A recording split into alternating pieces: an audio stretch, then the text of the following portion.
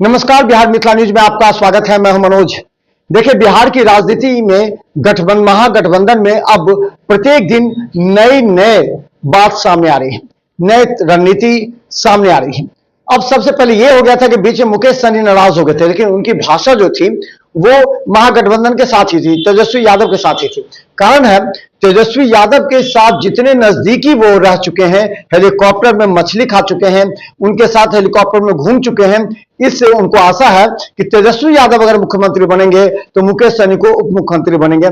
चाहे कांग्रेस 12-17 सीट लाकर के भी वो हाशिए पर क्यों न रहे, अब मुकेश सहनी 2 सीट लाकर के भी वो उप मुख्यमंत्री बन सकते हैं। यह आशा जब तक है तब तक वो महागठबंधन का साथ नहीं छोड़ेंगे, ये बात सबको मालूम है।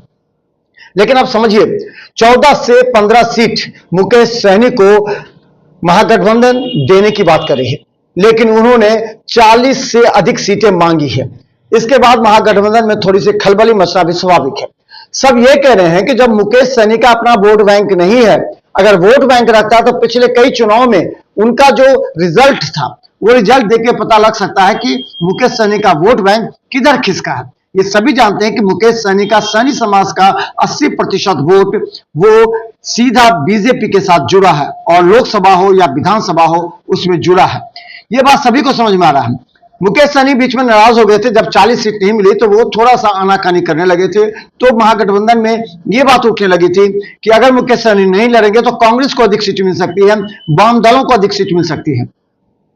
लेकिन मुकेश सहनी को जब बीजेपी भाव नहीं दे रही, हालांकि मुकेश सहनी ने कहा कि जो सूत्र बता रहे हैं कि वो बता रही थी महागठबंधन को कि हमें करीब 30 से अधिक सीट बीजेपी देने को तैयार है, जबकि ये पूरी तरह झूठ है।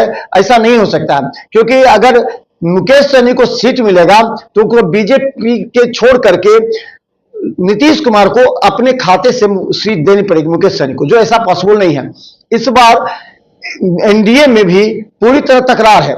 यह कहा जा रहा है कि नीतीश कुमार 103 सीट से 1 सीट भी कम नहीं लेंगे, वहीं 102 सीट पर बीजेपी तैयार है, तो यानी 205 सीट। इसके अलावा क्या हो, उसका हम विश्लेषण करेंगे आपको, लेकिन अभी महागठबंधन का विश्लेषण कर रहे हैं। देखिए, परसों रात सदाकत आश्रम में कांग्रेस के बड़े नेताओं की बैठक हुई बिहार प्रदेश के, और इसमें प्रभारी भी आए थे।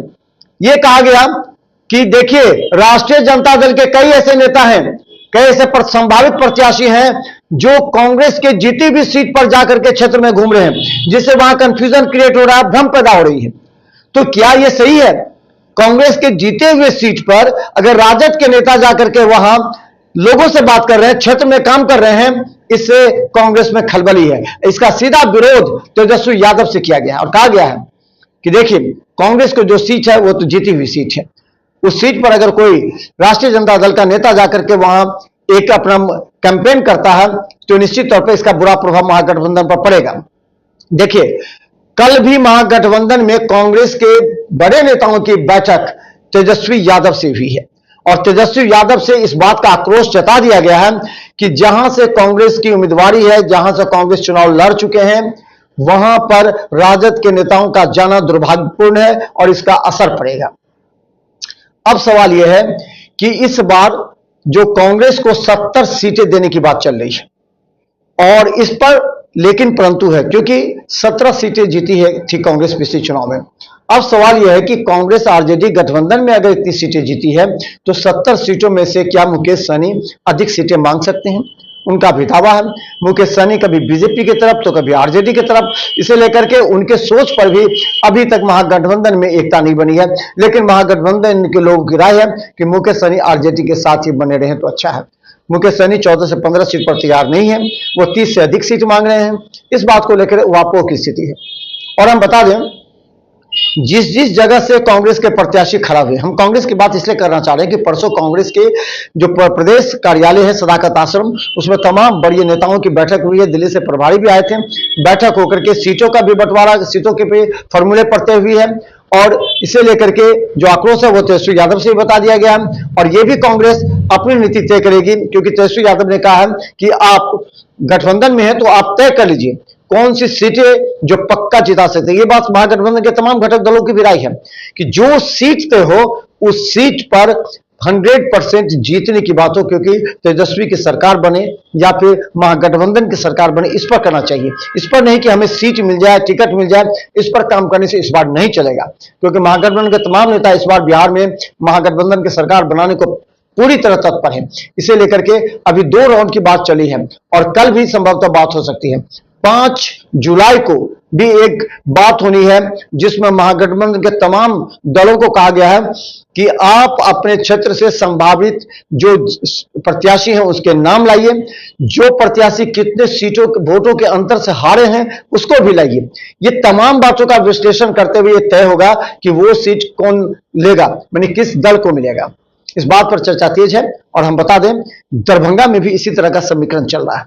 दरभंगा का जिक्र करना हम इसलिए महत्वपूर्ण समझते हैं कि दरभंगा, मधुबनी, समस्तीपुर से इस बार एनडीए की सरकार बिहार में बनी थी और इस बात का नजर तेजस्वी यादव को भी है कि बिहार के दरभंगा, मधुबनी, समस्तीपुर पर हम किस तरह अपनी पैनी निगाह रखें, किस तरह रणनीति तैयार करें कि इस बार एनडीए की सरकार ना बन सके, क्योंकि मिथिलांचल से ही एनडीए की सरकार बनना भी तय है। इसके लिए तेजस्वी के साथ सम्राट चौधरी और नरेंद्र मोदी भी लगातार काम कर रहे हैं। तो देखते रहिए बिहार मिथिला न्यूज, क्योंकि बिहार में हर पॉलिटिकल अपडेट हम आपको बताते रहेंगे।